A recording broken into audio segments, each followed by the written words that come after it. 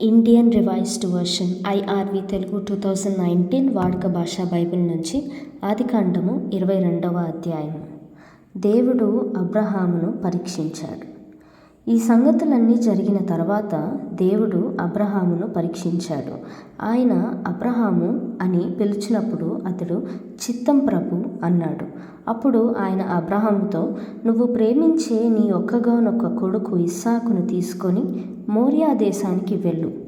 అక్కడ నేను చెప్పబోయే ఓ పర్వతం మీద అతన్ని దహన బలిగా అర్పించు అన్నాడు. కనుక అబ్రహాము తెల్లవారుగానే లేచి తన గాడిదకు జీను కట్టి సిద్ధం చేసి దహనబలి కోసం కట్టెలు కొట్టి తన కొడుకు ఇస్సాకుతో పాటు 2 పనివాళ్ళను వెంటబెట్టుకొని దేవుడు తనకు చెప్పిన ప్రాంతానికి ప్రయాణమయ్యాడు. 3వ రోజు అబ్రహాము తలెత్తి దూరంగా ఉన్న ఆ స్థలాన్ని చూశాడు.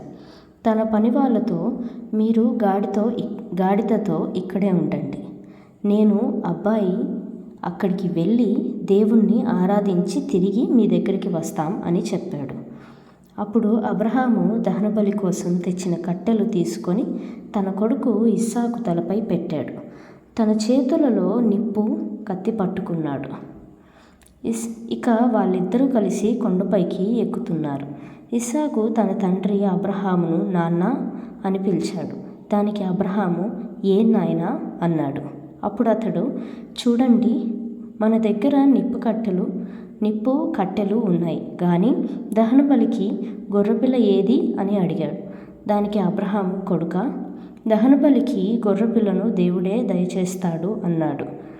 దేవుడు అబ్రహాముకు చెప్పిన స్థలానికి వారు చేరుకున్నారు. అక్కడ అబ్రహాము ఒక బలిపీఠం నిర్మించి దానిపై కట్టెలు పేర్చాడు. ఇస్సాకును తాళ్లతో బంధించాడు. ఆ బలిపీఠంపై పేర్చిన కట్టెలపై అతన్ని పడుకోబెట్టాడు. తర్వాత అబ్రహాము తన కుమారుణ్ణి వధించడానికి చెయ్యి చాపి కత్తి పట్టుకున్నాడు. అప్పుడు ఆకాశం నుండి యెహోవా దూత అబ్రహాము అబ్రహాము అని పిలిచాడు. దానికి అతడు చిత్తం ప్రభు అన్నాడు. అప్పుడు ఆయన, ఆ బాలునిపై చెయ్యి వేయకు, అతనికి ఏ హాని తలపెట్టవద్దు. నీకు ఉన్న ఒక్కగానొక్క కొడుకుని నాకివ్వడానికి వెనుకంజ వేయలేదు. అది చూశాక నీకు దేవుని పట్ల భయభక్తులు ఉన్నాయని నాకు తెలిసింది అన్నాడు. అప్పుడు అబ్రహాము తలెత్తి చూశాడు. ఆశ్చర్యం కలిగించేలా అక్కడ ఉన్న ఒక పొదలో కొమ్ములు చిక్కుకొని ఉన్న ఒక పొట్టేలు అతనికి కనిపించింది. అబ్రహాము వెళ్ళి ఆ పొట్టేలును పట్టుకొని తన కొడుక్కి బదులుగా దాన్ని దహనబలిగా అర్పించాడు. అబ్రహాము ఆ చోటును యెహోవా ఈరే అని పిలిచాడు. కాబట్టి యెహోవా తన పర్వతం పైన దయచేస్తాడు అనే మాట ఈనాటి వరకు నిలిచి వాడుకలో ఉంది.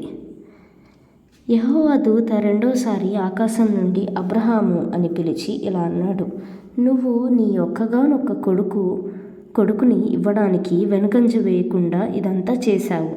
అందుకే ప్రమాణం చేస్తున్నాను, నేను నిన్ను ఆశీర్వదిస్తాను. నీ వారసులను ఆకాశంలో ఉండే నక్షత్రాల వలె, సముద్ర తీరంలో ఉండే ఇసుక రేణువుల వలె అత్యధికంగా విస్తరించేలా చేస్తాను. నీ వారసులు తమ శత్రువుల భూములను స్వాధీనం చేసుకుంటారు. నువ్వు నా మాట విన్నావు కనుక నీ సంతానం వల్ల భూమిపై ఉన్న జాతులన్నిటినీ ఆశీర్వదిస్తాను. తరువాత అబ్రహాము తన పనివాళ్ళ దగ్గరికి వచ్చాడు. వాళ్ళంతా కలిసి బెయేర్షెబాకు వెళ్ళారు. అబ్రహాము బెయేర్షెబాలో నివసించాడు.